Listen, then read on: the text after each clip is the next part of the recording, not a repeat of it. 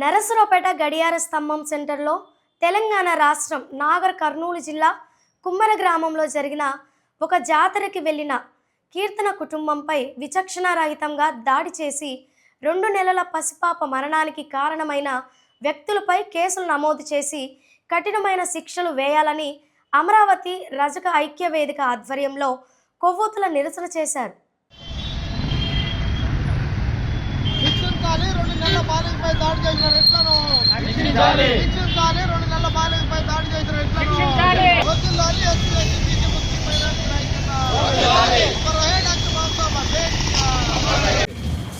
నా పేరు ఉదయగిరి వెంకటస్వామి. మాది అమరావతి రజక ఐక్య వేదిక. తెలంగాణలో నాగర్ కర్నూలులో 18వ తారీఖు 2 నెలల పిల్లని రెడ్లు కులస్తులు అతి దారుణంగా చంపడం జరిగింది. 8 మందిపై కేసు పెట్టమని మేము డిమాండ్ చేస్తూ ఉన్నాం. అంతేకాదు ఆ కుటుంబానికి 50 లక్షలు నష్టపరిహారం ఇవ్వాలని మేము డిమాండ్ చేస్తున్నాం. జై రజక.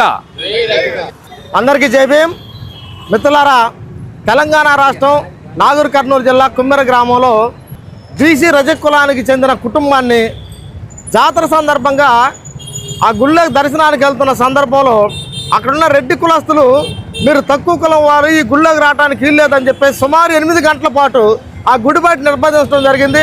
ఆ గుడిబాటి నిర్బంధించిన సందర్భంలో వాళ్ళకున్న 2 నెలల పాపను రెడ్డి కులానికి చెందిన దుహంకారంతో రెడ్డి కులం దుహంకారంతో కాలుతో తన్నితే ఆ పాప చనిపోవడం జరిగింది.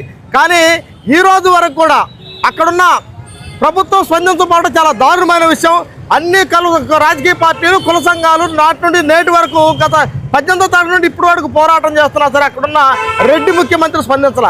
అక్కడున్న హిందూ సంఘాలు చెబుతూ ఉంటాయి, గడప బయటే మనం హిందువుల కులం గడప దాటిన తర్వాత అందరూ హిందువులు అని చెప్పే ఈ కుల సంఘాలు మత సంఘాలు హిందూ సంఘాలు ఈ దుర్ఘటన మీద మాట్లాడకపోవడం చాలా దుర్మార్గమైన చర్యగా దీన్ని బహుజన సమాజ్ పార్టీగా నేను చాలా తీవ్రంగా ఖండిస్తూ ఉన్నా. మిత్రుల, ఈరోజు పల్నాడు జిల్లా నరసరావుపేట కేంద్రంలో అమరావతి రజక ఐక్య వేదిక ఆధ్వర్యంలో ఏదైతే ఈ నెల 18న తెలంగాణ రాష్ట్రం నాగర్ కర్నూలు జిల్లా కుమ్మెర గ్రామంలో ఒక జాతరకి బీసీ రజక కులానికి చెందినటువంటి గణేష్ అతని భార్య పసిపిల్లలతో దర్శనానికి ఆ గుడికి వెళ్ళినటువంటి సందర్భంలో అక్కడ ఉండబడినటువంటి ఆ గుళ్ళో శ్రీనివాసరెడ్డి అనేటటువంటి వ్యక్తి, మధుసూదన్ రెడ్డి అనేటువంటి కొంతమంది రెడ్లు లోపలికి అనధికారికంగా దర్శనానికి టికెట్లు కావాలని 100 రూపాయలు ఇవ్వాలని, లేకపోతే లోపలికి పంపించమని, మీరు పలాని కులానికి సంబంధించిన వాళ్ళని కుల అహంకారంతో మత ఉన్మాదుల్లాగా